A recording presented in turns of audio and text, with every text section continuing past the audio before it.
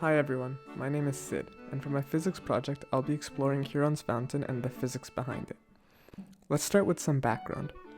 Heron's fountain was designed and invented by Hero of Alexandria, a Greco-Roman engineer who lived from 1080 to 70 AD.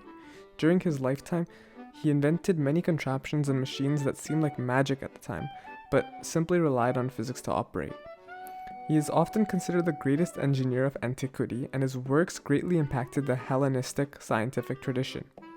Written on paper, his countless inventions survived the trials of time until they were translated into English in the mid-1800s.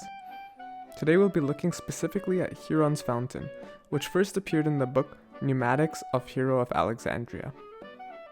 Here are some of the original diagrams drawn by Hero, as well as a modern-day construction of the fountain.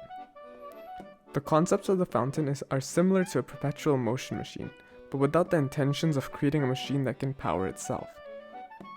Rather, the fountain is somewhat self-refilling to a point. The magical aspect behind it is that by adding a little water, the fountain feeds itself and runs simultaneously. The original design utilizes a statue and basin to represent the fountain feeding itself. To understand a bit more how it works, I decided to make one. So this is the fountain that I made, and I'll be getting into how it works later on, but right now in the video I'm just setting it up by getting all the water into the second reservoir. And now as I pour water into the top reservoir, you'll see that the fountain begins to operate without any mechanics. There's a simple water pressure system going on here, which I'll again go into more detail later on.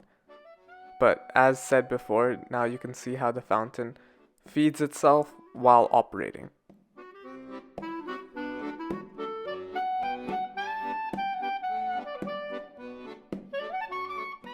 Of course, over time, energy is lost to the surroundings and the fountain can't continually feed itself the entire time.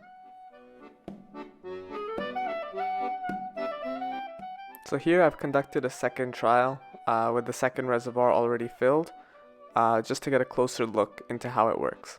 So as we see, water is entering at a certain rate and leaving at a certain rate in the top reservoir, and water is leaving the second reservoir while filling up the third reservoir.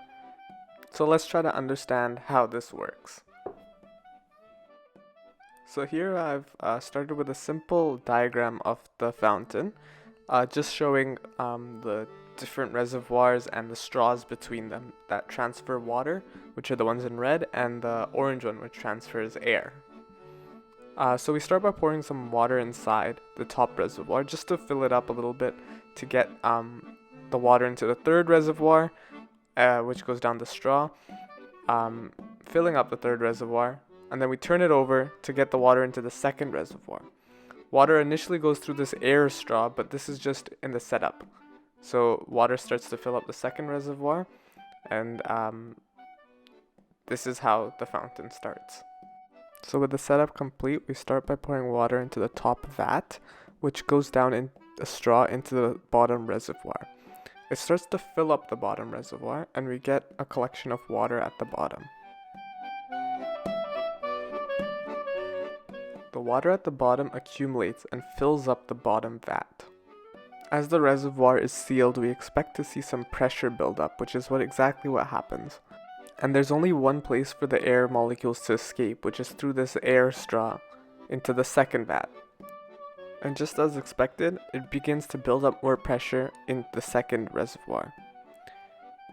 This increased air pressure is exerted on the surface of the water, and the water also only has one place to escape, which is through the water straw as indicated. Then this water goes up the straw and out into the second reservoir. So water in the second reservoir then decreases over time and is spouted from said straw.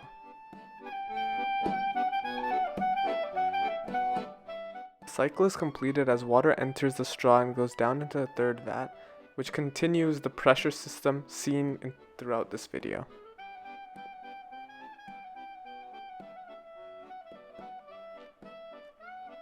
And that's my presentation about Heron's fountain. Thanks for listening.